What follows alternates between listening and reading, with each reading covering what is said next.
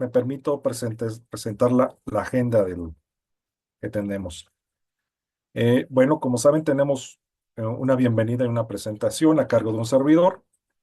Vamos a tener la ponencia del doctor Alberto Chasagne, que va a hacer explicación de cómo se aplica la ciencia en la conservación y mejoramiento de semillas en el Centro Internacional de Mejoramiento del Maíz y Trigo, el CIMMYT.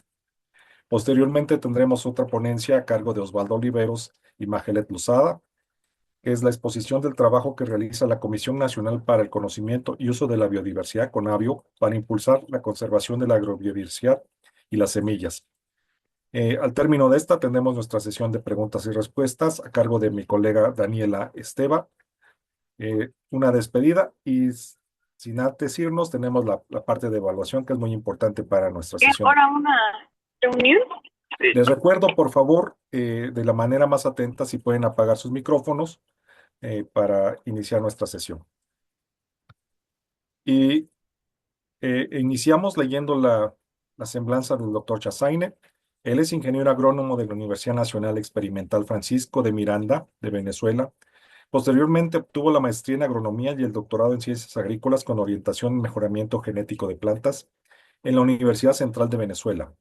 En México se tituló como doctor en ciencias con orientación en producción de semillas en el Colegio de Posgraduados. Durante 18 años trabajó en la Fundación DANAC, Empresas Polar Venezuela, como mejorador genético en el desarrollo de variedades e híbridos de maíz. Desde el 2013 pertenece al Centro Internacional de Mejoramiento de Maíz y Trigo, CIMMYT, como especialista en sistemas de semillas para Latinoamérica. Y desde el 2022 es también el curador de la colección del maíz del Banco de Germoplasma de este centro internacional. Actualmente la combinación de ambas funciones le permite gestionar más de 28,000 accesiones de maíz para su uso en investigación, mejoramiento y capacitación con fines de alimentación y agricultura a nivel global. También nos proporciona su correo electrónico y sin más, le doy la palabra o damos inicio con la presentación del doctor Chasay. Adelante, por favor.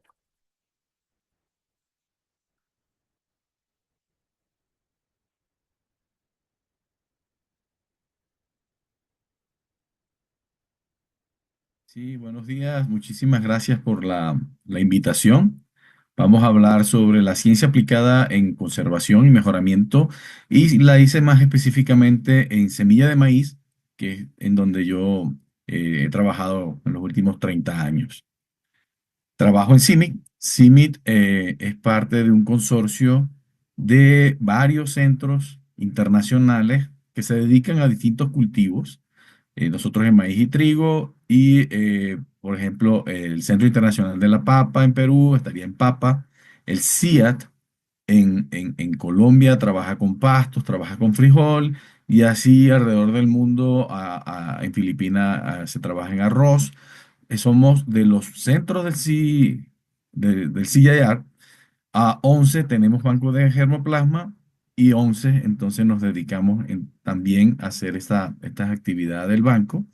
En estos 11 estaríamos siendo la red global de bancos más grande y, por supuesto, con más frecuentes solicitudes, porque nuestra función es no solamente conservación, sino también distribución de lo que tenemos alrededor del mundo.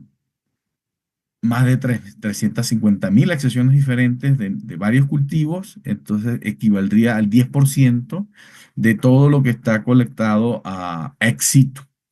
¿Qué significa ex situ? Fuera de los sitios en donde se encuentran los recursos genéticos. CIMI como tal sí tiene y los bancos en general, ¿no? Ah, Estamos bajo un tratado internacional, multilateral. No es decisión si queremos o no. Eso ya se decidió. Hay un tratado de la FAO, se llama tratado, un sistema multilateral, para que lo que teníamos colectado, todas estas instituciones, deba ser distribuido. Entonces, aunque CIMIC está en su base en México y México no ha firmado ese tratado, nosotros como centro internacional entonces debemos hacer la distribución de eso que se colectó al momento de la firma de ese tratado y que en su artículo 15 estamos involucrados todos los centros del CGR que tienen banco de germoplasma. Entonces, el 94% del germoplasma que se distribuye bajo ese tratado de los recursos genéticos se hace por instituciones del CIEAR. Más específico del CIMMYT, estamos en la ciudad de Texcoco, muy cerca de la Ciudad de México. Disponemos de las colecciones de trigo y de maíz. De trigo son 126.000, pero en maíz actualmente son 28.616 colectas diferentes que se tienen desde esa fecha que se firmó el tratado. No hay colectas más recientes. Sí hay introducciones de material que viene del programa de mejoramiento genético de maíz del CIMI. Eso también se incorpora. Esta nube representa en general la diversidad que tenemos, pero principalmente tenemos accesiones de México, por supuesto, de Brasil y de Perú. Pero en general son 81 países los que de alguna manera han entregado, así sea, una sola accesión de esas 28.000 y tantas. Entonces, acá tenemos una gran diversidad de dónde poder seleccionar materiales que potencialmente puedan ayudarnos en tolerancia a sequía, tolerancia al calor y muchas otras cosas que tenemos que descubrir. Pero también esas colectas que se hicieron sirven para tener reservas de emergencia y ya nos ha pasado.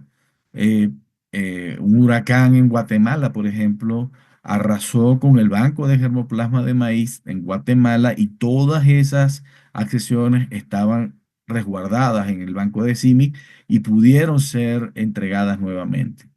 La colección de trigo también que tenía Icarda y si ya fue un problema más serio, un problema de guerras, también se perdió. Y afortunadamente pudimos entregar todas esas accesiones que estaban en copia en el banco de germoplasma del CIMI, todas esas accesiones de trigo pudieron ser devueltas a Icarda y ya las tiene. A ver, ¿qué tenemos dentro de esa gran diversidad? De Tiocinte, que sería el ancestro del maíz. De ahí se obtuvo el maíz actual, luego de hace 10.000 años. Tenemos 214 accesiones y se pueden distribuir 20 semillas. De maíz ya les mencioné, son un número de accesiones, 28.759, 28.616 están actualmente disponibles para distribución de la diversidad disponible a nivel global, no solamente de México. Y un grupo de material que viene de mejoramiento genético, 647 es muy poco. La gran mayoría son materiales nativos que se puede distribuir. Y en esto, cuando menciono que es lo más diverso de las colecciones éxito fuera del sitio, ahora toca ser bien humilde y decir que la verdadera diversidad está en el campo, está in situ. Ahí es donde está la diversidad del maíz. Afortunadamente podemos tener estas muestras copiadas, pero casi que cada agricultor conserva una variedad diferente. Y entonces es donde también deberíamos trabajar para conservarla, para de alguna manera poder tener copias de seguridad.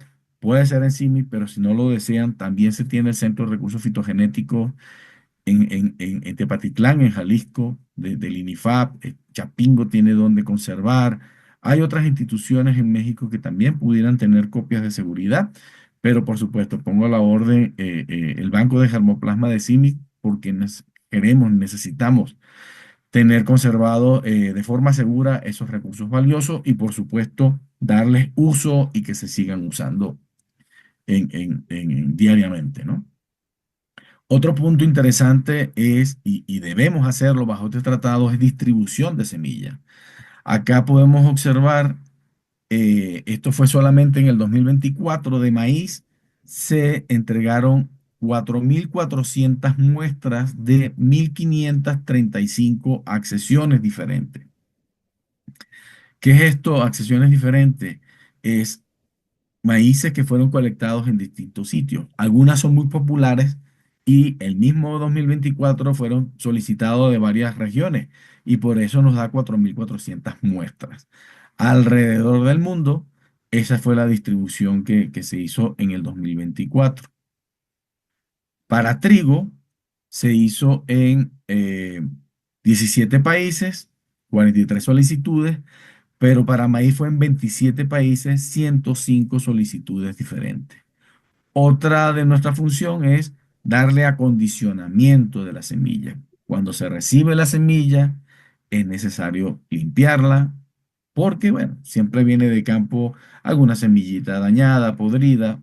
En nuestras secadoras, que es en frío, a 15 grados de temperatura y 15% de humedad relativa, llevamos en un periodo de un mes posiblemente de la humedad de 14, 16 que nos llega de campo a 6 a 8% de contenido de humedad. Esto es clave para poder preservarse a muy largo plazo. Cuando ustedes compran semillas que van a o su propia semilla que van a sembrar al siguiente ciclo, normalmente con un 15, 14, 12% de contenido de humedad es suficiente para preservarla. Pero si la quieren tener por mucho tiempo, 6 a 8% de humedad. Hay que hacerles pruebas de germinación. Recuerde que nosotros tenemos que entregar la semilla de la mejor calidad posible para que sea útil a los agricultores, y el porcentaje de germinación los medimos haciendo estos tacos que llamamos nosotros y probamos qué tanto germina. Debería estar en 85 o más por ciento, es decir, de cada 100 semillitas que coloquemos en estas condiciones de 25 grados centígrados por una semana y manteniendo la humedad, deberían al menos 85 germinar sanas. Y hacemos pruebas, porque necesitamos hacer pruebas que esté libre de virus, libres de insectos, libre de cualquier patógeno, porque recuerden que distribuimos a nivel mundial y tenemos que cumplir con las cláusulas que exigen cada uno de los países, incluso México, para hacer la distribución de semilla. Esta semilla, una vez que ya está seca, entonces tomamos semilla del medio, que es la que nos va a servir para mantener una muestra representativa de la colecta. No es lo mismo que tomemos dos o tres mazorcas de una material nativo a tomar al menos 80 mazorcas, que es lo que la estadística dice que es representativo de ese grupo de variedad, o llámese material nativo o criollo. Si tomamos menos, estamos perdiendo la diversidad que originalmente fue la que nos llegó, y por eso tenemos que ser representativos. Las puntas también se usan para tener mayor cantidad de semillas de reserva. Estas semillitas entonces y mazorcas las ordenamos para poder tomarle, escanearlas, tomarle fotografías. Tomamos al menos unas 7 mazorcas que sean representativas de la variabilidad que existe ahí naturalmente. Entonces se toma foto de la mazorca, se desgrana, se toma fotos de la semilla y se toma fotografía del olote. Si en el futuro necesitamos hacer otro incremento de semilla, entonces ya tenemos una referencia de cómo eran y poder comparar, porque pudiera ser que confundamos algún sobre, pudiera ser que movimos algo, y si la semilla nueva que tomamos es distinto a la original, entonces revisar qué fue lo que sucedió. Conservación. Les mencioné que es a largo plazo. Entonces tenemos cuartos fríos para, uno es para conservación a mediano plazo, que es la semilla que se usa para distribución. Ojalá pudiera durar unos 25, 30 años ahí, a una condición de 0 a -4 grados centígrados. Y otro a muy largo plazo, que está entre -13 y -18 grados centígrados, y queremos que esté 50 o más años. La semilla físicamente más antigua tiene 76 años guardada y todavía conserva 95% de germinación. Entonces, sí es factible conservar semilla de buena calidad por mucho tiempo en adecuadas condiciones, por supuesto. ¿Qué hacemos en este proceso? Ya tenemos la semilla seca, entonces pasa a un envasado. En estos tipos de botecitos lo tenemos actualmente para la semilla que tomamos para distribuir, y en sobres de aluminio al vacío, la que se usan por mucho plazo. Tomamos estos sobrecitos amarillos adicionales con la semilla que vamos a usar para evaluar la germinación a los 10, 20, 30 años de conservada. Si esta semilla nos indica que tiene menos de 85%, vamos a la semilla base, aumentamos, refrescamos la semilla y la volvemos a conservar para su distribución. Entonces, se envasa, se resguardan las bóvedas que ya vieron, pero también hacemos respaldos de seguridad. Esta es una bóveda que se encuentra muy, muy al norte, en Noruega. El sitio se llama Svalbard. Y ahí ya tenemos el 90% de la colección con un respaldo de seguridad. Y aquí hacemos los monitoreos de germinación 10, 20, 30 años. Entonces les recuerdo, la semilla se guarda a 6 a 8% de humedad en condiciones frescas, es en nuestro banco activo, y condiciones muy, muy frías en condiciones de nuestro banco base a muy largo plazo y se hacen las pruebas de viabilidad.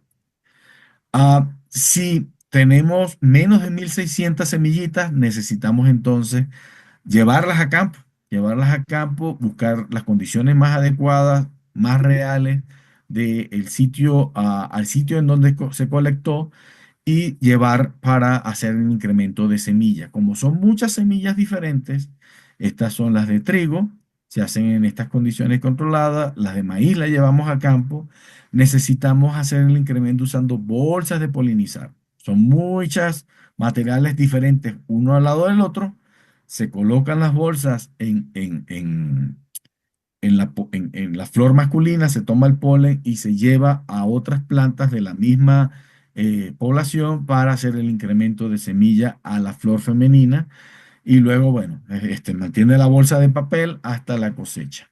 Todo eso se hace en forma controlada. Por eso es tan costoso y tan laborioso hacerlo porque todo se hace prácticamente a mano. Otra de nuestras funciones es darle uso. Se hace la distribución de semilla, por supuesto, pero estamos evaluando constantemente si toleran algún tipo de enfermedad. Durante este proceso de regeneración, la planta va creciendo, tomamos datos de altura, de floración y en condiciones de campo pudiéramos también detectar si tolera la sequía o no, si pasa algún eh, problema con alguna enfermedad y a ella no la afectó. Esos datos son muy valiosos y se incluyen en los datos que llamamos de pasaporte para que las personas puedan ver a la hora de hacer solicitudes qué tan útil pudiera ser ese material. Esta, por ejemplo, hay una enfermedad que se llama mancha de asfalto y se produce por un hongo en el trópico. Y conseguimos un par de secciones de Guatemala y una de Oaxaca y naturalmente resistía a esa enfermedad.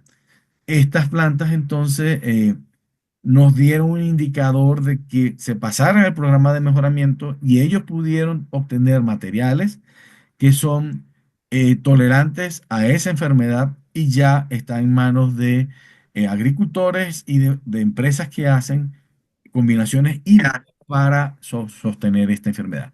Estas empresas nacionales son mexicanas, se trabajaron durante el programa Masagro y obtuvieron híbridos perfectamente competitivos con las empresas multinacionales y hasta mejores, porque en sitios donde había la enfermedad, estos superaban a los materiales de las multinacionales que no eran resistentes.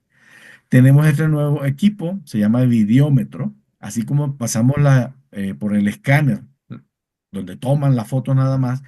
Estos son multiespectrales y podemos detectar y ver otras cosas. Aquí apenas lo recibimos, tenemos mucho que trabajar para ver qué información nos da este robot que tiene varias cámaras y ve más allá de la imagen que vemos con el ojo humano. Otra de las actividades que tenemos, estamos trabajando con comunidades en la medida de lo posible. Somos muy pocos en el banco de germoplasma, pero también vamos a las comunidades. En Jala, por ejemplo, en Nayarit, tenemos una actividad muy estrecha y empezamos a trabajar en Sinaloa. Generalmente asociamos Sinaloa con híbridos de alto rendimiento, con grandes superficies, pero también hay en la sierra materiales nativos que conservar. Estamos trabajando con la Universidad de Sinaloa, con una profesora que atiende estos bancos comunitarios de semillas.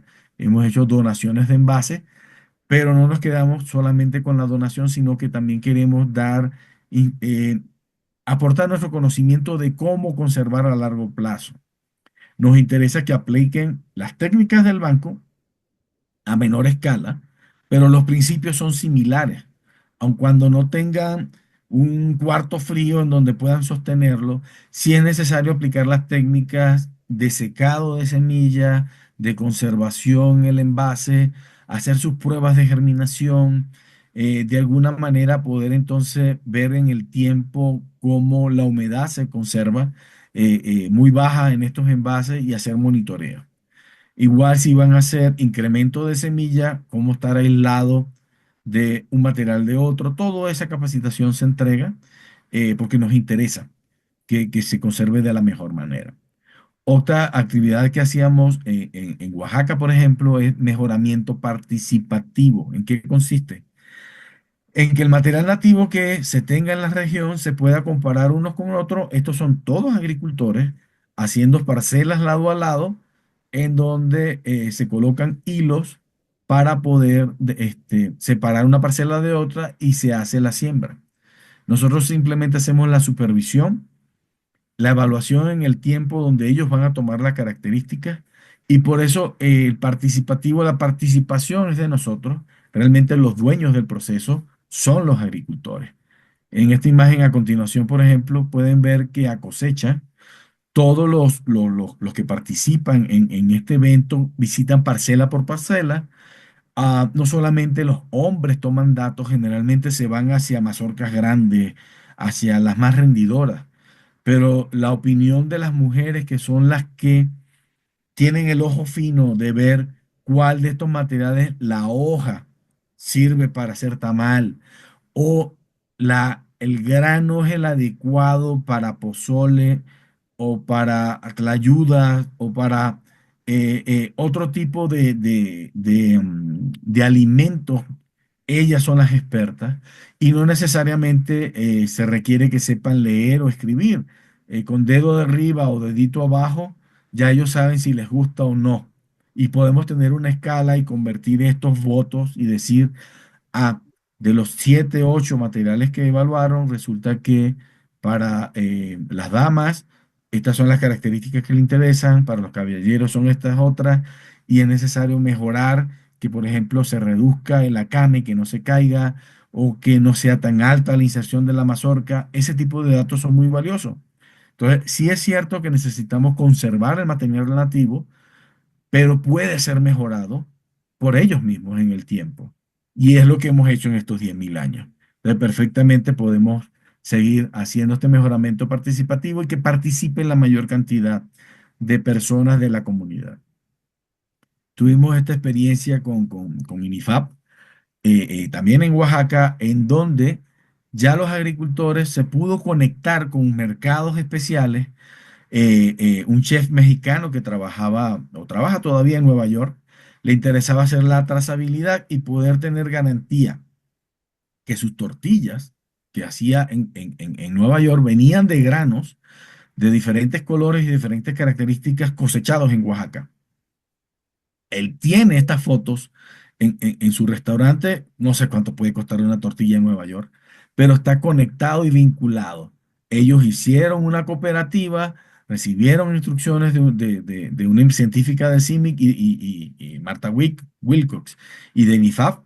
Flavio estuvo trabajando también en ese Flavio Aragón, perdón, estuvo trabajando también en ese proyecto y lograron entonces conectar a mercados de especialización, exportar sus granos a Nueva York y por supuesto recibieron un precio mucho mejor, un precio preferencial.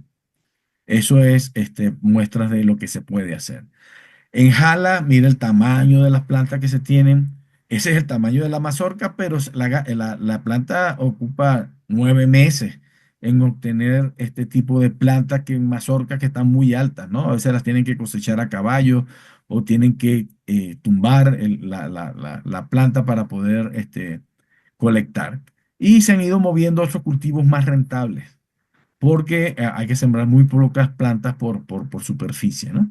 Entonces, está este concurso en donde el que presente las mazorcas más largas, los elotes en este caso, hay elotes de 43, el año pasado fue de 53 centímetros, se gana 20.000 pesos. Ese es el premio. Entonces, ese es el trabajo que estamos viendo y cómo la ciencia ayuda en la conservación de semillas. Pero no solamente es necesario conservar, también hay que usar. Y en los sistemas agroalimentarios, dentro de este proceso que va desde los requerimientos hasta finalmente llega el grano consumidor, hay una porción donde intervienen los bancos de germoplasma y también interviene el mejoramiento genético. Entonces hablemos un poco de mejoramiento genético del maíz para ser usado en estos procesos productivos, ¿no? Dentro de esa gran línea que vimos está la conservación y está en los bancos de germoplasma, pero interactuando con mejoramiento genético para obtener productos y que estos pasen por sistemas de semillas que lleguen como insumos a los sistemas de producción y finalmente llegue entonces o por plantas de procesamiento o también por la vía de el autoconsumo de mejores materiales. Estamos enfrentando y vamos a seguir enfrentando sequías, inundaciones, problemas de calor. Ya no solamente es que esté poca agua disponible, sino que hay eventos de calor que te secan la mazorca. Y por supuesto, entonces, a la medida que hay más calor, empiezan a actuar los patógenos, empiezan a actuar los hongos y también los insectos. Actualmente, yo cuando empecé hace 30 años a hacer mejoramiento genético, no contábamos con todas las herramientas que tiene un mejorador. Era más visual, pero ahora nos podemos apoyar con cámaras, con equipos con sensores, con drones, y vamos a ir más preciso a lo que estamos buscando, ¿no? No es lo mismo caminarse todos estos ensayos que cuando inicio en la mañana estoy viendo de alguna manera y ya en la tarde el sol cambió o estoy muy cansado y estoy viendo las plantas de otra forma. Un dron en tiempo real te toma una imagen de todo y no solamente te da la imagen visible, sino también otras características como por ejemplo, radiación UV, en donde tú puedes ver cuáles materiales están calentándose más que otros. Quiere decir que hay algunos que recibiendo la misma radiación solar permiten entonces estar más, mitigar un poco ese calor y son los que deberíamos seleccionar. Para ello también tenemos entonces en CIMI protocolos, están en español, por supuesto, también, y lo pueden buscar en nuestra página de cómo hacer selección para bajo nitrógeno, para problemas de inundación, para déficit hídrico y para calor. Ah, es importante resaltar entonces que a través, por supuesto, de banco de germoplasma, hemos recibido materiales que te dan tolerancia a calor, tolerancia en este caso, a patógenos, ¿no?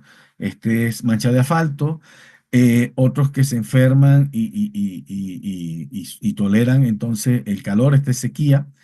Pero también hay que estar claro que en 30, 40 años de trabajo de fitomejoramiento, los fitomejoradores han tenido técnicas que les han permitido desarrollar estos nuevos materiales, usando, por supuesto, el germoplasma disponible. Entonces es una combinación de ambas cosas, ¿no? Germoplasma y experiencia. Quiero resaltar también que estos productos que se obtienen a través de 8 o 10 años de evaluaciones en distintos ensayos, incluyendo ensayos en fincas, pueden ser solicitados por pequeños agricultores, pero también por empresas pequeñas y medianas que hagan la producción de semillas, haciendo un proceso de solicitudes.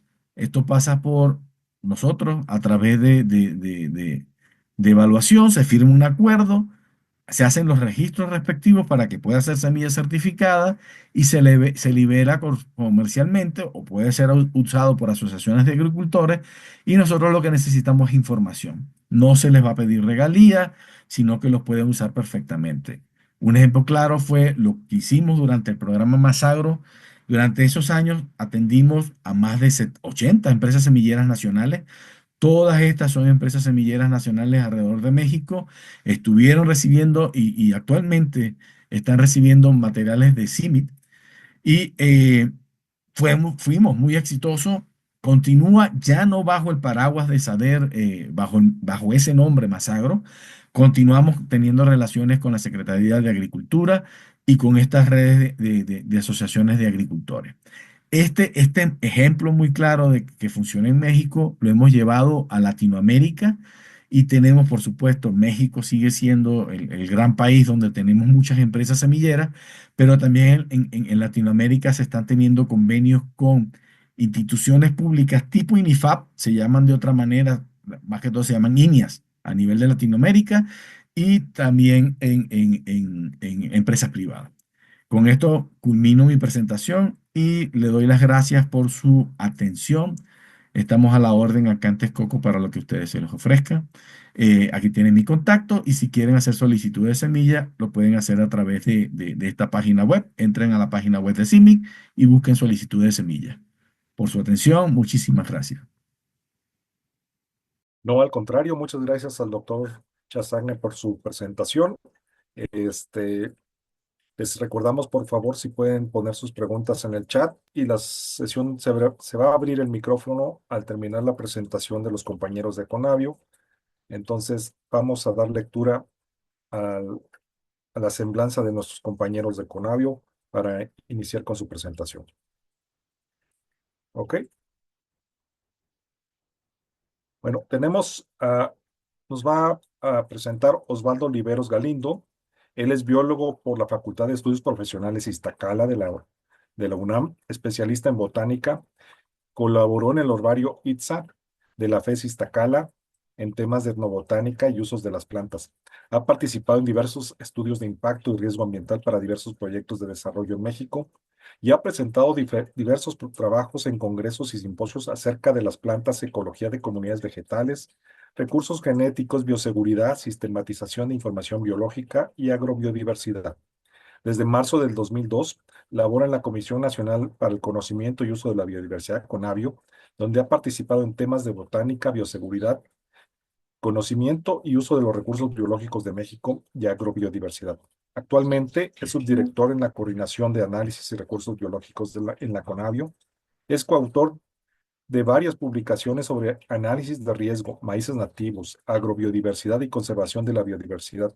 Ha impartido diversas pláticas y talleres en los temas ya mencionados. También tenemos a Gabriela Majelet Lozada Aranda, que también es parte de la CONABIO. Ella es bióloga por la Facultad de Estudios Superiores Iztacala de la Universidad Nacional Autónoma de México. Tiene un diplomado en divulgación de la ciencia por la UNAM. Ha trabajado en proyectos sobre conocimientos, uso sostenible y conservación de la biodiversidad, particularmente en temas de artesanías, alimentación, con el objetivo de promover el bienestar de las comunidades rurales y urbanas de México. Coordina la iniciativa Canastas Regionales del Bien Comer, iniciativa para recopilar información sobre la biodiversidad de alimentos, platillos y bebidas de uso cotidiano de temporada, festivo e incluso aquellos en riesgo de pérdida. Ha colaborado en divers- diversos materiales de comunicación como artículos, murales, mapas, videos, entre otros. Ha sido jurado en diversos concursos de valoración de la diversidad biológica, ha dado capacitaciones y talleres sobre manejo de literatura, recolección de datos, uso y conservación de la biodiversidad, así como de cadenas de valor. Ha impartido diversas charlas sobre alimentación y biodiversidad desde el 2015.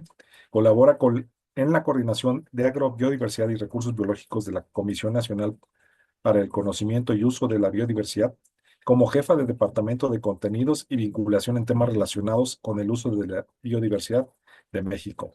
Es amante de la vida y de los detalles de la misma. Entonces, sin más, le damos la palabra a los compañeros de de la CONABIO, perdón. Adelante. Muchas gracias. Vamos a compartir la presentación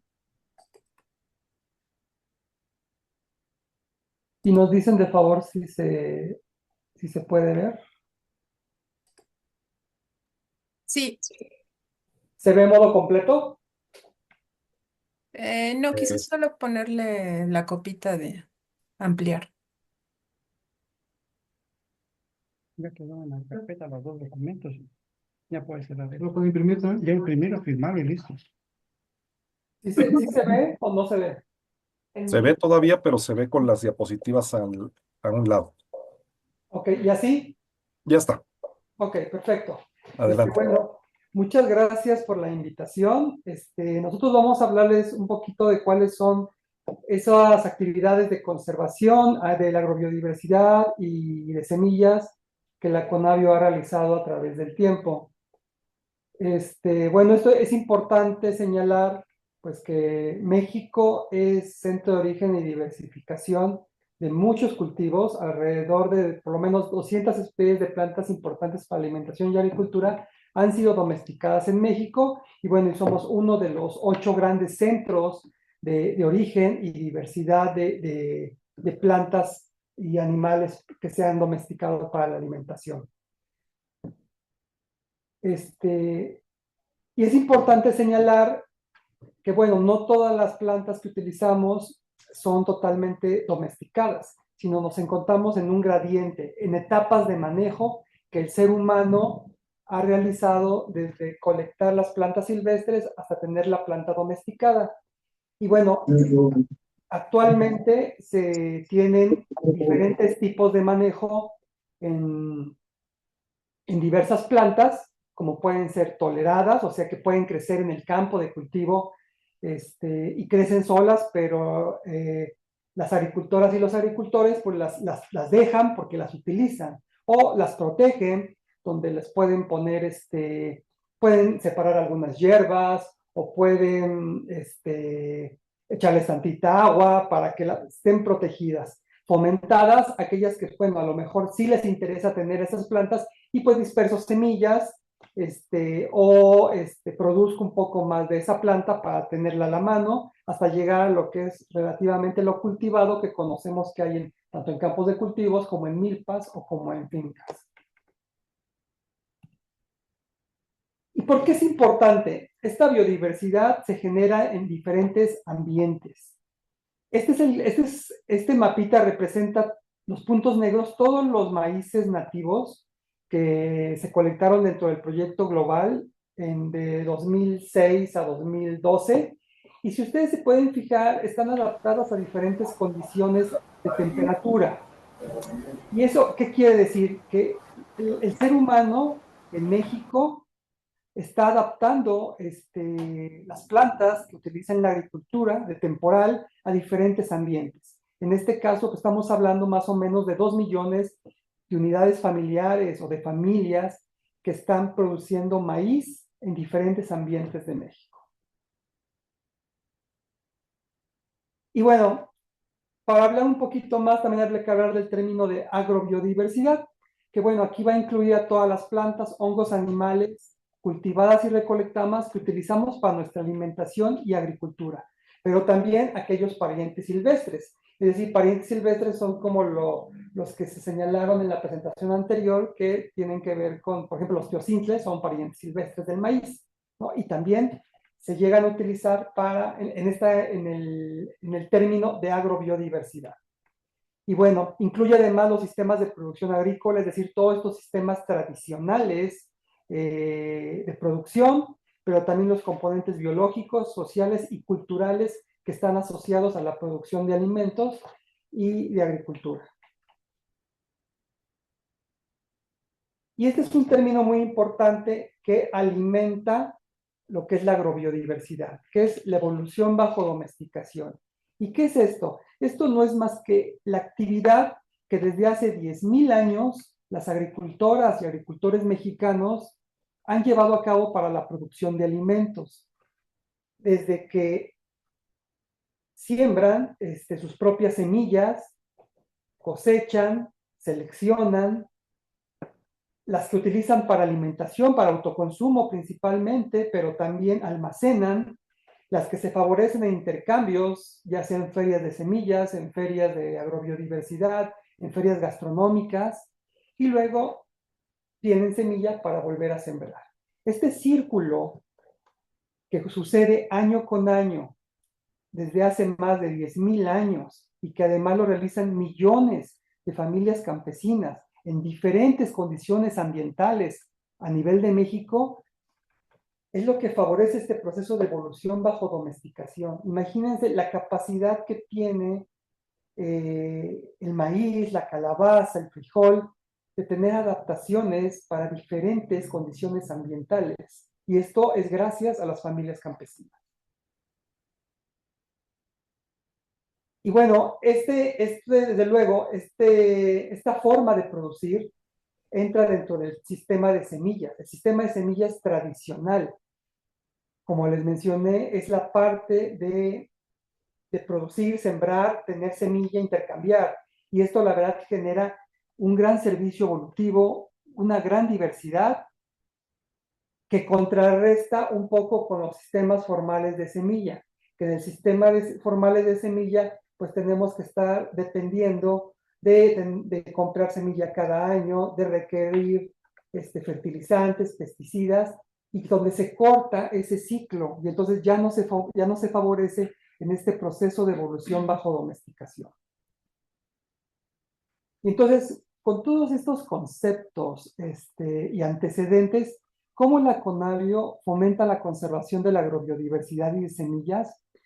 Bueno, desde hace tiempo, bueno, coordina e implementa diversos proyectos donde el papel primordial es que se siga promoviendo el trabajo de las familias campesinas, desde que sigan como pilar que el autoconsumo sea parte de esta producción, que sea el pilar, que sigan consumiendo lo que ellos producen y ellas producen, pero además que guarden, usen, compartan las semillas.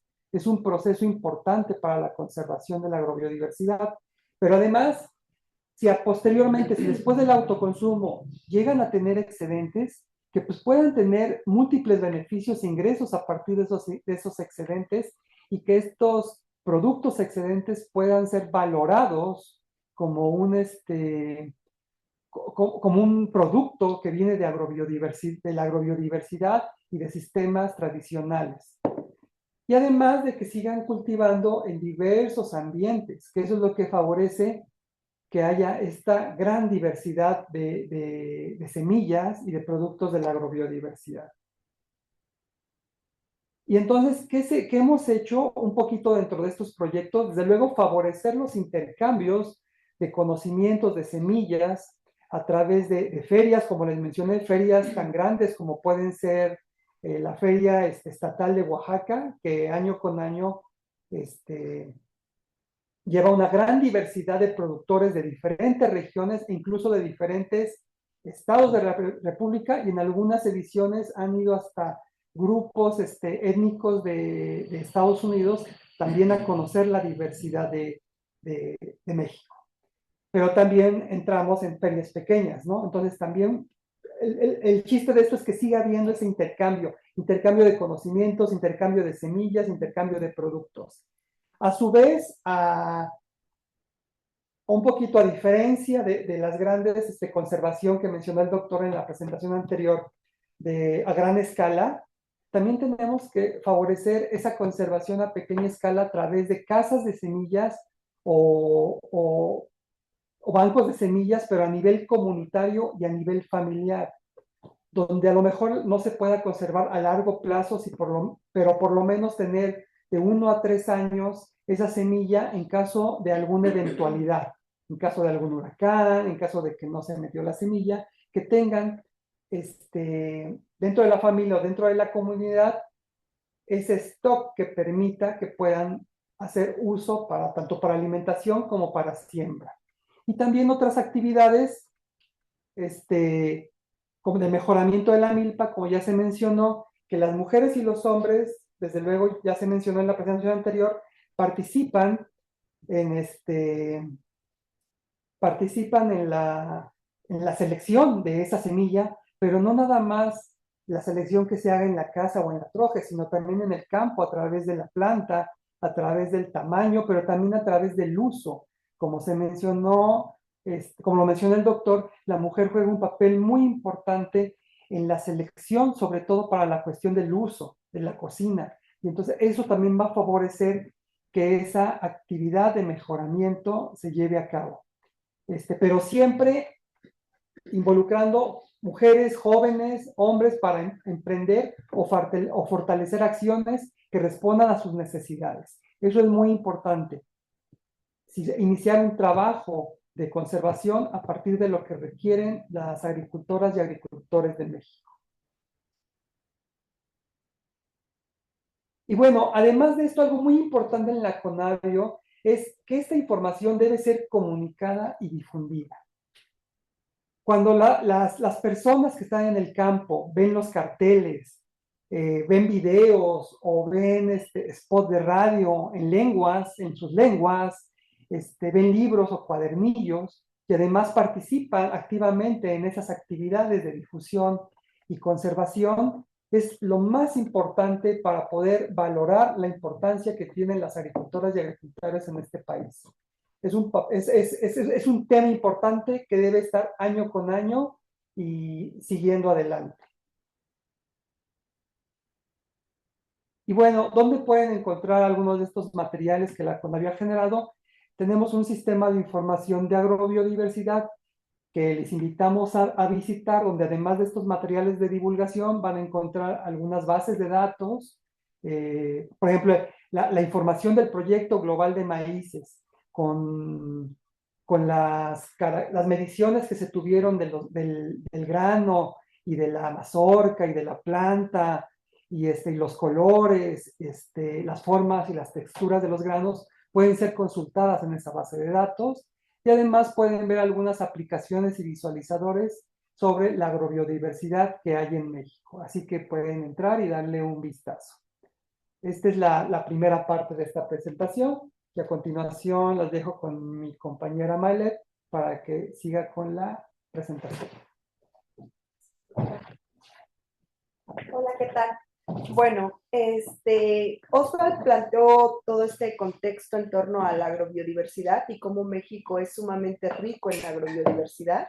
El doctor del CIMIC nos habló de esta gran diversidad de maíces que tenemos, pero algo con lo cual estamos muy vinculados todas las personas, no solamente aquellas personas que se dedican a trabajar el campo, sino cualquier persona en nuestro país, es con que, pues, si nos va bien, tenemos el privilegio de comer al menos una vez al día, ¿no? Y eso que comemos, pues, viene de la agrobiodiversidad. Entonces, es importante conocer, conservar, usar sosteniblemente esa agrobiodiversidad, porque sin esa agrobiodiversidad no podemos disfrutar de la amplia gastronomía que tenemos en nuestro país y tampoco podemos lograr una alimentación saludable y sostenible, que sea saludable para nosotras las personas, pero también que sea saludable para el ambiente, porque tenemos un planeta finito con recursos limitados. Entonces, les voy a hablar en esta parte sobre aspectos de alimentación muy vinculados a la agrobiodiversidad. Bueno, en cuanto a diversidad de alimentos, les muestro aquí dos gráficas distintas. Empezamos con esta primera, que es una gráfica que habla sobre diversidad de especies de plantas que consumimos en el mundo. Hay más de 50,000 especies de plantas que se consideran útiles para la alimentación de las personas, que viene siendo esta gráfica de color verde, esta cinta. Después tenemos, dentro de estas 50,000 especies, tenemos 2,500 que entraron en un proceso de domesticación, de este gradiente de manejo que les ha platicado Oswald. Es decir, que se están manejando por las distintas poblaciones humanas en el mundo. De estas 2,500, solamente 250 están totalmente domesticadas. Es decir, que el ser humano ha modificado sus características de los parientes silvestres, de estas especies de manera silvestre, creando una nueva especie de la cual nos alimentamos, que puede ser que tengan frutos más carnosos, semillas mucho más grandes, que se les quiten algunas toxinas, que sean mucho más grandes las hojas, en fin, ha habido una manipulación en el campo durante miles de años que ha propiciado que tengamos estas especies domesticadas. Dentro de estas 250 especies, solo 15% cubren el 90% de la demanda energética para realizar todas nuestras actividades día con día. Porque pues si no nos alimentamos no podemos hacer todas las demás actividades que hacemos. Pero únicamente 3 cultivos cubren 3/4 partes de las calorías consumidas. Entonces nos estamos perdiendo de una gran diversidad tan solo de plantas que están disponibles para alimentarnos, pero que muy pocas personas consumen y la gran mayoría de las personas tenemos una dieta muy homogenizada y comemos frecuentemente casi siempre lo mismo, no solamente en México, sino en el mundo. Entonces hay una gran pérdida de especies. De este lado tenemos otra gráfica, pero aquí estamos hablando de variedades. Este es un estudio ya bastante viejito que se hizo en Estados Unidos y en la parte de arriba tenemos algunas variedades o el número de semillas de variedades comerciales que se tienen de col o de maíz dulce o de rábano, y esto fue en 1903, o sea, estamos hablando de hace más de 100 años. Y después se hizo el estudio 80 años después para conocer cuáles eran esas variedades comerciales y vemos cómo hay una reducción grande. De calabaza, por ejemplo, tenemos que había en 1903 341 variedades de calabaza y en 80 años después solamente 40 variedades de calabaza. Y si nos vamos, o si este estudio se volviera a repetir, seguro sería mucho mejor, mucho menor. Entonces, realmente estamos haciendo estas reducciones de diversidad en torno a nuestra alimentación, no solamente de especies, sino también de variedades dentro de las especies. Esto está provocando que tengamos un sistema alimentario totalmente fuera de sincronía del planeta. Tenemos, por un lado, como les comentaba, un planeta con recursos limitados y estamos ya sobrepasando esos límites planetarios, pero también lo que consumimos muchas veces es más de lo que necesitamos en algunos casos y en otros casos, pues no tienen como todos los nutrientes para alimentarse, ¿no? Estamos teniendo una dieta muy homogenizada en el mundo y estas dietas generalmente no son óptimas nutricionalmente, están contribuyendo al cambio climático y están acelerando la pérdida de biodiversidad. La biodiversidad silvestre, estas selvas, bosques, matorrales que tenemos en México y en el país, pero no solamente esa biodiversidad silvestre, sino también la agrobiodiversidad, del cual ya les estuvo platicando Osvaldo. Entonces, en Conavio creemos y consideramos totalmente que recuperar elementos de la dieta tradicional pueden mejorar, por un lado, condiciones nutricionales de las personas, conservar la agrobiodiversidad y mantener procesos de adaptación al cambio climático. De esto que les hablaba Osvaldo, de este proceso de evolución bajo domesticación y que nos permite tener tanto servicios evolutivos como servicios ecosistémicos en la labor que día con día hacen las personas que están aquí con nosotros hoy, que se dedican al campo, y aquellos campesinos que están también a lo largo y ancho del país. Entonces, no comemos lo mismo a lo largo y ancho de nuestro país. Nuestro país es sumamente rico.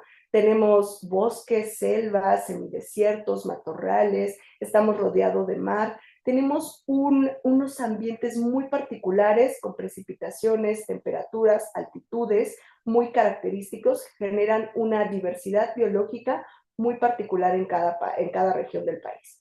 Pero además, en ese territorio, en nuestro territorio, habitan poblaciones humanas muy particulares, con prácticas tradicionales, con conocimientos heredados de generación en generación, que forman parte de esta gran diversidad cultural que tenemos el privilegio de tener en México. Entonces, estas dos grandes diversidades es lo que conforma la agrobiodiversidad, del cual ya estuvo platicando Osvaldo, pero que nos hace que esta agrobiodiversidad sea muy distinta en cada región del país y con ello, además, la manera en la que se preparan ciertos productos es muy distinta. Si bien todo México es tierra de maíces, no son los mismos maíces, como ya nos contó el doctor del CIMIC, pero también son distintas las maneras de prepararlo y de consumirlo.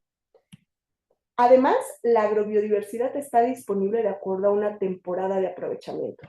Vemos en los mercados en todo el país como ya siempre hay papayas, siempre hay mangos, siempre hay varias de las frutas o verduras y no necesariamente son de temporada. Entonces es importante que podamos respetar estas temporadas de aprovechamiento. En términos biológicos, en términos de recursos hídricos que se requieren, de suelo, pero también es muy grato que cada alimento, cada momento tenga su temporada, porque de esa manera lo disfrutamos más. Sabemos que es algo que no podemos disfrutar todo el año y que tenemos que aprovechar únicamente esa temporada. Por ejemplo, ahorita que todavía seguimos en secas, estamos disfrutando de muchas flores comestibles, ¿no? La flor de agave, que es de las flores más consumidas a lo largo del país, que le pueden llamar bayusas, gualumbos, cacayas, dependiendo de qué regiones estén por acá. Pues son muy ricas y las aprovechamos y disfrutamos en esta temporada a lo largo del país. Y sabemos qué es eso, un recurso de temporada. Entonces, tenemos aquí una milpa con distintos elementos que vamos aprovechando a lo largo del año, tanto flores como pelites, como frutos, como semillas, y con ello hacemos distintos platillos y bebidas. Entonces, para hablar de una alimentación saludable y sostenible, es fundamental que consideremos a la agrobiodiversidad. El sector salud nos habla de que para que tengamos una dieta correcta debe de ser completa, equilibrada, inocua, suficiente, variada y adecuada. Adecuada es decir, no es lo mismo lo que comemos en el centro del país a lo que se come en el sur del país, en el norte del país. Por ejemplo, el huitlacoche es otro recurso importante que en el centro del país es muy valorado, pero si nos vamos a algunas regiones del sur y a algunas regiones del norte, para nada les gusta el huitlacoche, ¿no?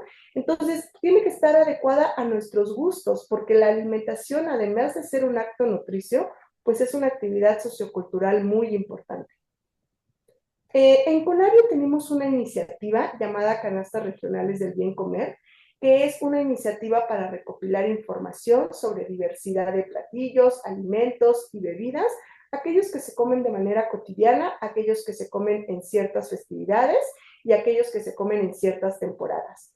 Esto con el objetivo de contribuir al reconocimiento y valoración de esta agrobiodiversidad que está muy vinculada a costumbres, a tradiciones, pero sobre todo a la identidad de las personas que habitamos este país. Entonces, lo que hacemos en esta iniciativa es que tenemos fichas técnicas sobre alimentos, platillos y bebidas con información biológica, información nutrimental, información cultural.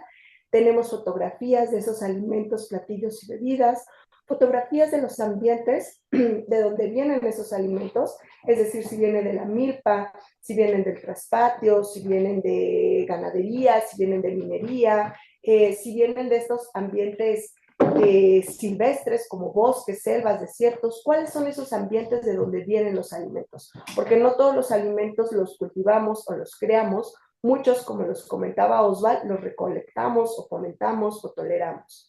Tenemos también la dieta, entendiendo la dieta como aquellos alimentos que consumimos a lo largo de un día.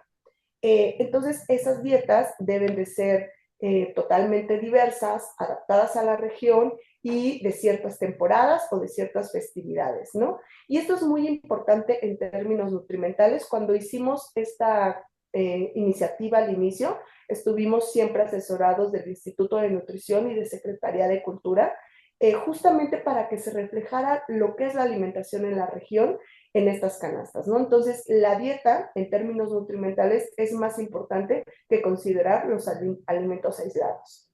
Tenemos también listados de recetarios que se han escrito en esas regiones, frases relacionadas a alimentación. En México tenemos muchos dichos populares que hacemos referencia a un alimento, a un platillo, una bebida, o bien a la vida misma, pero haciendo referencia a algo sobre agrobiodiversidad o sobre alimentación. Y también tenemos bocetos gráficos, cómo se visualizan esos canastas o esos productos dentro de la región. Esta imagen es de un mural de la canasta de Tlaxcala, donde tenemos diversidad de hongos, insectos, flores, quelites, frutos, granos, cereales, alimentos de origen animal, en fin, la gran diversidad de alimentos que consumimos. Tenemos canastas, la mayoría al centro, sur y sureste del país, muy poquitas al norte del país. Actualmente tenemos 26 canastas, justamente iniciamos una canasta esta semana en Colima con Mujeres Fuego, unas cocineras tradicionales que desean integrar toda la información que han rescatado durante mucho tiempo, pero estas canastas son elaboradas por distintos perfiles. Tenemos universidades, tanto públicas como privadas, que están desarrollando canastas, organizaciones de la sociedad civil y sobre todo equipos multidisciplinarios de personas que estudiaron biología, agricultura, que estudiaron nutrición, economía, sociología, antropología, en fin, diversas disciplinas que trabajan para sistematizar esta información en torno a la alimentación de estas regiones. ¿Dónde pueden acceder a información? Si descargan o con su celular escanean este código QR, los lleva directamente al sistema de información de agrobiodiversidad, del cual les platicó Osvaldo, y ahí pueden acceder de esas 26 canastas a 12 bases de datos de canastas regionales del bien comer. También tenemos que se presentó finales del año pasado en diciembre, entonces si escanean este código QR van a poder descargar el cartel y un cuaderno con la diversidad de alimentos que se han reportado en valles centrales de Oaxaca, que es la que tenemos por ahora publicada. Y bueno, algunas otras cosas más que tenemos pueden ser directamente en la página de canastas regionales. En cualquier buscador ponen canastas regionales Conavio y les va a mandar a esta página. Estas canastas y en general en Conavio, que nos dedicamos al conocimiento y conservación de la biodiversidad y dentro de esa biodiversidad, la agrobiodiversidad, pues creemos que este conocimiento tiene que ser empleado de diversas maneras. Osval ya les platicó que es importante que hagamos distintos materiales de comunicación para distintos públicos. Entonces hay materiales, libros, carteles, recetarios, videos, cápsulas de radio, en fin, diversos materiales que saca la Conavio para conocer esa biodiversidad. Pero también creemos que es muy importante y fundamental que el conocimiento sirva para mejorar las políticas públicas. Entonces tenemos en las canastas, hemos podido incidir sobre todo en el sector salud en algunas políticas públicas. El primer ejemplo es que en 2023 se llevó a cabo la modificación de las guías alimentarias y del plato del bien comer. Y dentro de esto ya se incluyen conceptos como alimentación de temporada, que es importante que sean, o sobre todo favorecer aquellos productos que vengan de producción local. También se habla del consumo de grasas saludables, lo importante que es que consumamos grasas saludables y cómo pues debemos de consumir mayor verduras y frutas. Después, el año pasado, en 2024, se publicó un trabajo que llevaban muchas personas trabajando en él, más de 10 años, lo que es la Ley General de Alimentación Adecuada y Sostenible. Esta ley plantea aspectos de producción, de consumo, de distribución y de emergencias en torno a la alimentación. Y dentro de esta ley se hace mención de que los alimentos deben de ser considerados de acuerdo a la región de la que se esté hablando, que deben de considerarse a las canastas regionales, pero que además la canasta normativa, que es esta canasta que nos dicen en México, son todos estos productos que debemos de comer porque podemos pagarlos, ya no debe de ser solamente una, sino debemos de tener varias canastas normativas regionales y entonces el Instituto de Salud Pública está trabajando en una al norte, al centro y al sur del país. Esto todavía no sale el reglamento, estamos ya en mayo de 2025 y aún no publican el reglamento. Y deberán después publicar esta propuesta que se está trabajando a cargo del Instituto Nacional de Salud Pública, de esta propuesta de canastas normativas regionales.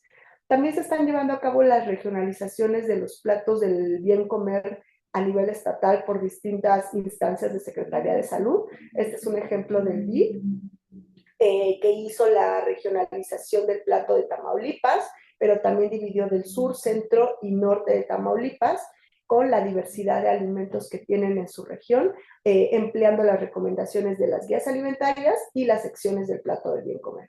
Además, estamos colaborando con el IMSS para poder hacer regionalización de sus menús, porque en el IMSS tienen a 40 y piquito menús que se dan a todo el país. Son los mismos, o sea, los mismos, las infancias del lunes, martes, miércoles de todo el país están comiendo lo mismo esos días.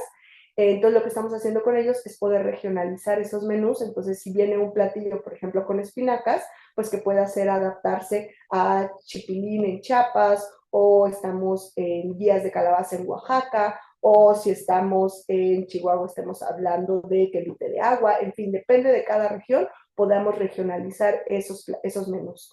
Y también estamos trabajando apenas con el Sistema Educativo Nacional para hacer algunas recomendaciones con decisión que tomaron de quitar todos los procesados y ultraprocesados en marzo, ¿no? Entonces, poder dar algunas recomendaciones y que fueran como más aterrizadas a las regiones en las que se encuentran. Entonces, bueno, nuestros alimentos provienen de diversos ambientes. Para poder seguir disfrutando de esta vasta gastronomía, es importante que conservemos la biodiversidad, que conservemos los ecosistemas, conservemos las especies y conservemos la variedad de las especies. De esta manera podemos seguir disfrutando de nuestros alimentos, tener una alimentación mucho más adecuada y con ello poder realizar distintas actividades. Todo lo anterior, pues no sería posible sin el trabajo que día a día hacen las familias del campo. Y que además que ellos y pues todas ustedes y todos ustedes transmiten el conocimiento de generación en generación y eso es lo que nos permite hoy en día pues tener esta gran diversidad de la cual podemos disfrutar, aprovechar y ser más resilientes. Entonces, los invitamos a que conozcamos, conservemos y usemos sosteniblemente la agrobiodiversidad. Muchas gracias. Bueno, eh, muchas gracias a nuestros ponentes. Ahora vamos a dar paso a la sesión de preguntas. Yo le voy a ceder la palabra a mi compañera Daniela. Entonces, adelante con la sesión de preguntas, Daniela. Muy buen día o tardes ya, tardes a todas, a todos. Tania tiene la mano levantada desde hace un ratito, discúlpanos Tania, pero necesitábamos esperar a tener las dos presentaciones y ya está por aquí el doctor Alberto Chasaigne de CIMIT para poder responder. Adelante, Tania. Hola, muchas gracias. Primero felicitar a los compañeros de Conavio. Me parece que esa regionalización y la colaboración que están haciendo con o que van a hacer con el IMSS me parece súper valiosísima y sin precedentes, creo. Bueno, por una parte, la felicitación. Por otra, quisiera conocer un poco más sobre pues, ¿qué piensan respecto a que hace algunos meses, por ejemplo, se publica el Plan Nacional de Desarrollo, que tiene que, sí, sí, que presenta Claudia Sheinbaum. En este Plan Nacional de Desarrollo, pues habla un poco sobre incrementar la producción de maíz y fortalecer la soberanía alimentaria mediante, bueno, hablando de la relevancia que tienen los maíces nativos y pues sí, el fortalecimiento de la soberanía alimentaria. Sin embargo, por otra parte, tenemos que su titular en el Consejo Asesor Empresarial, forma parte, o sea, su familia fue fundadora y es dueña de Grupo Minsa, por ejemplo. Entonces, ahí para mí se contraponen estas dos partes. Quisiera yo, pues, conocer su postura, qué piensan al respecto, si piensan que, pues, por ejemplo, Maseca, Grupo Maseca y Grupo Minsa contribuyen realmente a lograr la soberanía alimentaria. ¿Quién desee participar? Doctor Alberto, Osvaldo, Mailet, si alguien quiere opinar. Sí, bueno, nosotros aquí desde Conavio, desde luego favorecemos mucho el uso de los maíces nativos.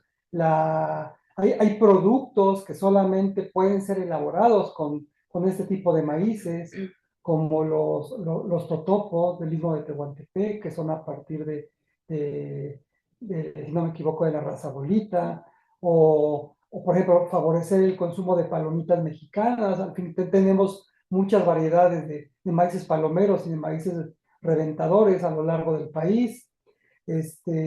Favorecer el uso del consumo, por ejemplo, de pozoles, y además de que no se utilice el mismo tipo de maíz para hacer pozole en el centro que en el occidente o en el norte, ¿no? En el centro saben que es el ancho o el cacahuacintle, en elotes occidentales y algunos otros harinosos en la zona de occidente y el gordo en Chihuahua, ¿no?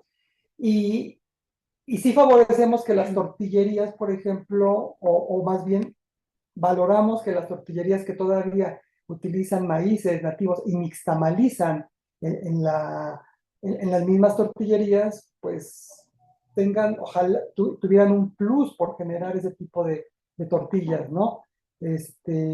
Sí, sabemos que la industria, pues va a estar ahí presente, es algo, creo que inevitable, va a estar presente y bueno, también la idea es que estas iniciativas o estos políticas públicas que se dictan tuvieran vinculación con la industria y gobierno para poder llegar a unos buenos,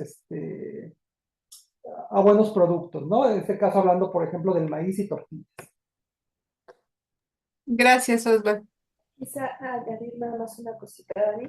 Otro punto que me parece importante es que también debemos de considerar, y que no es algo que hemos trabajado mucho en Conavio, la pérdida y desperdicio de alimentos. Se producen bastantes cantidades de alimentos, pero hay bastante pérdida y hay bastante después desperdicio. Entonces, hay diversas organizaciones, sobre todo de la sociedad civil, que están trabajando mucho estos temas y que han logrado hacer vínculos con la industria para poder colaborar y generar menos desperdicios y menos pérdidas de alimentos, porque es terrible que mientras muchas personas desperdiciamos alimentos, otras personas necesiten esos alimentos, ¿no? Entonces, es algo en lo cual en Conavio no tenemos mucho trabajo en el asunto, pero sí colaboramos con ciertas personas que se dedican a esto y que de ahí podamos también trabajar para ir mejorando un poco estas políticas públicas, ¿no? Como les comentaba, conocer distintos datos nos ayudan a que podamos tener un soporte para hacer este cambio de políticas públicas. Gracias. Doctor Alberto, ¿quiere mencionar algo al respecto o seguimos con la siguiente pregunta? Bueno, sí. A ver, como centro internacional, no podemos emitir opinión sobre las decisiones internas de los países. Por el contrario, somos respetuosos de lo que cada gobierno haya decidido. Entonces, yo no establecería una posición sobre la decisión que haya tomado la líder del Ejecutivo Nacional y tampoco sobre específicamente esa empresa privada que se mencionó. Lo que sí le puedo decir es que hace 80 años atrás pudiéramos tener la capacidad de la población que existía en ese momento, poder abastecerla con los maíces que se producían en cada una de los pequeños predios, ¿no? Con el incremento de la población y la migración hacia áreas urbanas, surgen la posibilidad con esta harina de que llegue a muchísimas personas, ¿no? Y se establezcan hasta tortillerías que están usándola directamente. Ahora, si nos vamos a gustos particulares, yo no cambio una tortilla azul hecha a mano de un maíz nativo por una de harina, de harina elaborada por una industria. Pero ahí vamos al gusto, ¿no? Entonces yo sí dejaría en libertad que cada persona pueda elegir en función de lo que pueda adquirir, si quiere comprar una harina de una empresa o quiere comprar harina de un maíz nativo. En estas 7 y tantos millones de hectáreas que se siembran en México, creo que hay oportunidad para ambos tipos de productos. Bien, gracias, doctor Alberto. Y bueno, vamos a ir en el orden en el que pusieron sus preguntas aquí en el chat. Laura, ¿quieres hacer la pregunta de viva voz o la leemos, como tú nos digas? Laura Escarra. Ah, no, está bien. Sí, sí. Buenos días, tardes ya a todos, a todas.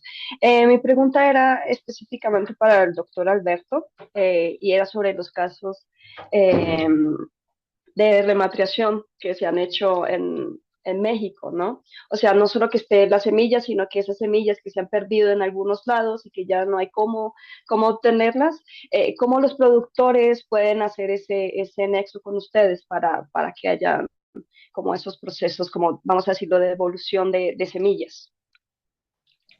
Sí, a ver, en mi presentación está mi correo electrónico, está la página web del CIMI, pero igual tenemos relación con INIFAP, relación con distintas instituciones, universidades. Claro, tratar de llegar a cada una de esas zonas para nosotros es imposible porque somos poco personal y no es nuestra función.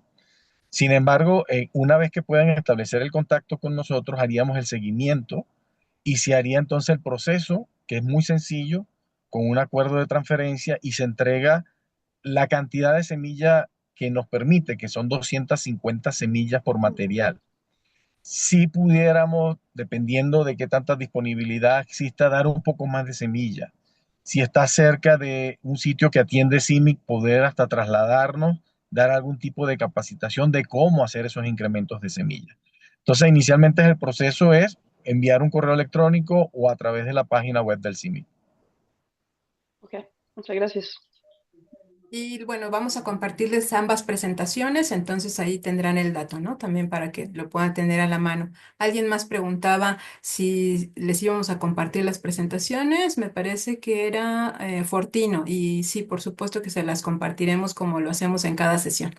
Hay una pregunta aquí de Cesario Raúl. Dice, promover la agrobiodiversidad implica un manejo mínimo o nulo de agroquímicos. ¿Cómo impactan el uso de productos orgánicos en el rendimiento y en la agrobiodiversidad? Quien desee contestar, ustedes nos dicen si Conavio, CIMIT.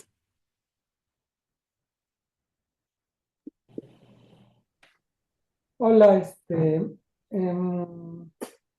bueno, en efecto, sabemos que existen varios tipos de producción, ¿no? De producción,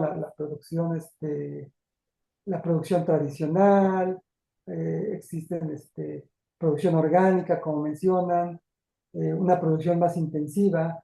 Yo creo que cada una de ellas tiene un propósito y en la generación de, por ejemplo, de alimentos, ¿no?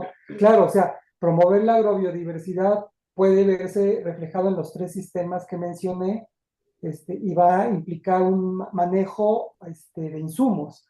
En el caso, por ejemplo, de los productos orgánicos, como mencionan aquí, o lo que se está utilizando mucho ahorita, que son producción agroecológica, creo que lo que están manejando es algo, o sea, siguen utilizando insumos, pero de generación orgánica o de insumos, este, insumos de bajo impacto, ¿no?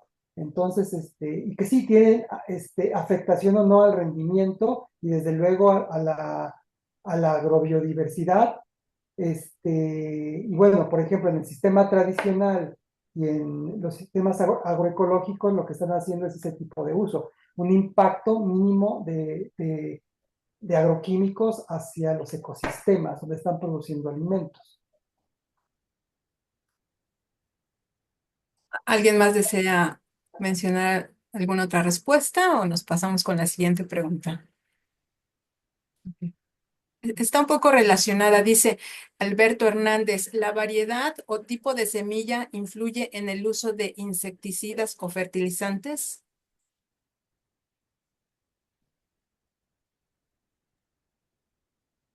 A ver, yo diría que no, ¿no? Inicialmente diría que no, o sea, no está etiquetado de solo úsese para híbrido, solo úsese para nativo o solo úsese para, dice uso para maíz. Ya depende del sistema que se quiere utilizar. Y químico depende de la toxicidad, depende de qué tanto tiempo prevalezca en campo, el sistema de producción. Hay manejos en que implica uso intensivo de herbicidas porque se disturba mínimamente el suelo. Entonces yo no, hablando muy en general, no diría que el agroquímico está directamente asociado con el tipo de genotipo de variedad o de material nativo que se esté usando. Puede depender más de qué tipo de sistema se quiera aplicar, tradicional o intensivo. Bien, gracias, doctor. Y hay otra pregunta más aquí en el chat, dice Rubén Minor. Buenas tardes a todos. Quisiera preguntar si es que significan lo mismo los conceptos aquí vertidos de la conservación de las especies y el de modificación genética de las especies nativas. ¿En qué se diferencian ambos conceptos y cuáles son las ventajas de ambos? Bueno, sí, o sea, cuando estás hablando de conservación de especies, eh, por ejemplo, si pensamos en una especie silvestre, la conservación pues va a ir enfocada a la conservación del hábitat, a que haya se reduzca el impacto de ciertas actividades que puedan afectar la viabilidad de esa especie en su territorio. Si es una especie útil, por ejemplo, que hacemos un uso de esa especie, pues la conservación tendría que ir enfocada a, a un uso sustentable, que no hay una sobreutilización y que pueda dañar igual la viabilidad de esa especie. O sea, a eso se refiere conservación, ¿no? Conservación y también el uso. Pero respecto a modificación genética, creo que el concepto es muy amplio, porque al fin y al cabo, la modificación genética de las especies, pues indirectamente, bueno, inició más bien hace 10.000 años, cuando el ser humano empezó a modificar en base a sus necesidades, a tener alimentos más grandes, a tener alimentos menos amargos, a desprenderse de ciertas toxinas que les hacían daño o alcaloides. Entonces, hay una modificación en la selección de año por año. O sea, las agricultoras y agricultores mexicanos desde 10.000 años para acá, pues esa ha sido su labor, modificar. Pero claro, es a través de la selección y el manejo. Es un término muy completo. Ya si quieren hablar de modificación genética a partir de biotecnología moderna, bueno, eso ya es otra cosa. Si quieren hablar de modificación genética a través de otras técnicas de laboratorio, pues también ya son otras cuestiones, ¿no? O sea, esa es la diferencia. Conservación es una parte y modificación genética incluye todo. Sí, yo estoy de acuerdo con lo que se menciona. Aquí al final dice, diferencia entre los conceptos y ventajas de ambos. Entonces depende del enfoque, cómo venga la pregunta, pero son cosas como distintas, ¿no? Yo lo quiero aplicar a mi trabajo particularmente porque actualmente tengo dos posiciones distintas, dos cargos diferentes. Entonces, como curador del banco de germoplasma, debo conservar las variedades tal cual me las entregaron. Si en algún momento bajó la germinación y yo necesito llevarla a campo para incrementar la semilla, debo conservar lo más posible como me lo dieron.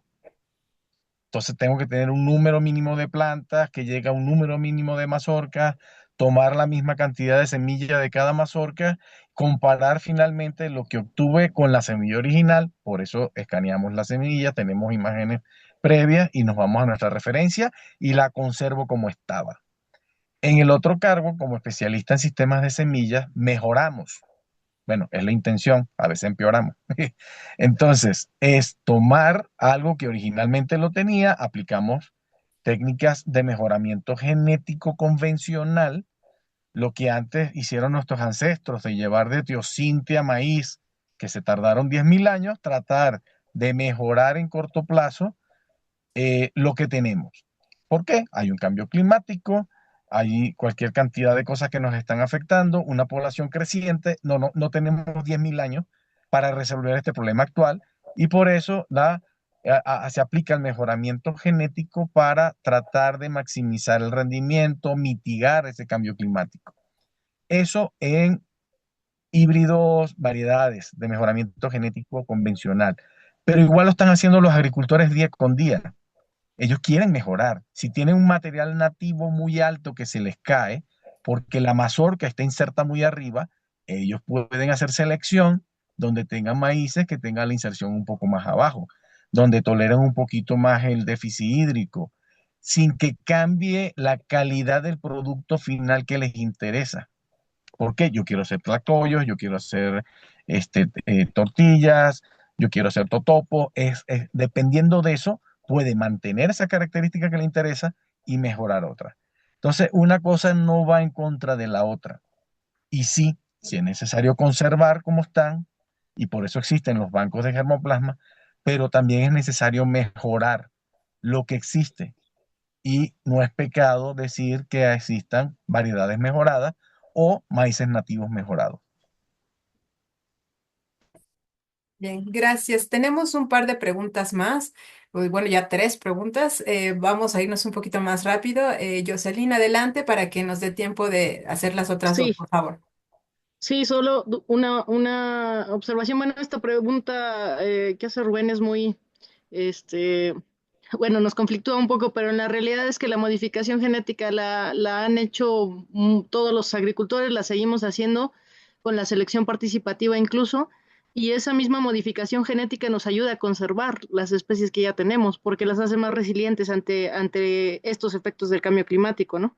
Y por otra parte, también considerar que la variedad y el tipo de semilla sí influye en el uso de insecticidas y fertilizantes, aunque lo hace de manera muy mínima quizá, pero sí lo hace. ¿Por qué? Porque hay variedades que son mucho más resistentes a ciertas plagas y a ciertas enfermedades y que justo por eso, a la hora de que tratamos de ver la parte agroecológica, decimos, bueno, metamos estas semillas, metamos estas variedades que son más resistentes y por lo tanto necesitan menos cantidad de insecticida, o incluso sustituimos el insecticida o el agroquímico, vaya, por métodos de manejo más amigables, digamos, ¿no? Pero justo porque son más resistentes. Esa era nada más la participación. Gracias. Gracias, Jocelyn. Y bueno, hay un par de preguntas más. Dice Damián de Cucoj, en la conservación de una variedad de maíz, ¿la cantidad mínima son 80 mazorcas? Pregunta si esa es la cantidad. A ver, de una variedad nativa, ¿no? ¿Cómo llegamos a esta cantidad? Luego de estudios estadísticos. ¿Tienes posibilidad de tener 120? Mejor. 250, mejor. Pero para nosotros que manejamos 28.616 accesiones diferentes, tuvimos que tomar decisiones para llegar a ese punto, y se hicieron estudios genéticos y determinar esa cantidad mínima. Y sí, llegamos a 80 mazorcas útiles que al menos tengan 25 semillas sanas. Esa fue nuestra cantidad, pero si tienen 100 o más, mejor, ¿no? Ahora, es una variedad de polinización libre, tipo como las que tiene el INIFAP, en donde pudieran ser un poquito más uniforme que un material nativo, tal vez pudieras tener menos. Son los papás de los híbridos, nosotros los llamamos líneas, donde sí son prácticamente clones, todos igualitos, a lo mejor con 20, 10 mazorcas ya lo tienes representado. Pregunta Elodia García, directamente a CIMIT. ¿En el estado de Puebla imparten cursos para hacer un banco de germoplasma comunitario? No específicamente, porque no es que tengamos sucursales. Ahora, a través de mi correo electrónico, nos hacen una solicitud justificando qué quieren hacer, cuál es su plan, y coordinamos para hacerlo. Y si podemos buscar alguna alianza con INIFAP o alguna institución que se encuentre en Puebla, buscamos la manera de atenderlos. Bien, gracias. Y bueno, con esta pregunta ya cerramos esta sesión. Solo quiero saber si los compañeros de Conavio quieren hacer algún comentario final. Si no, ya le paso la palabra a Pepe.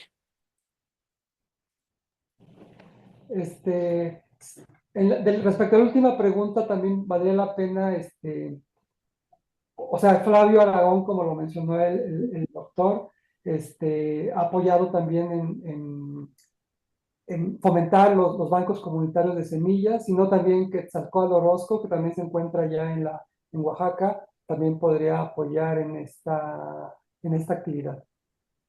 Bien, pues muchas gracias y te paso el micrófono, Pepe. Bueno, muchas gracias a todos por atender a esta sesión de la Red de Aprendizaje Saberes.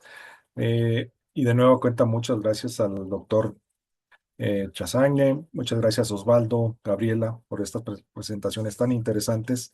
Les recuerdo que tenemos nuestra parte de evaluación, que es muy importante para nosotros.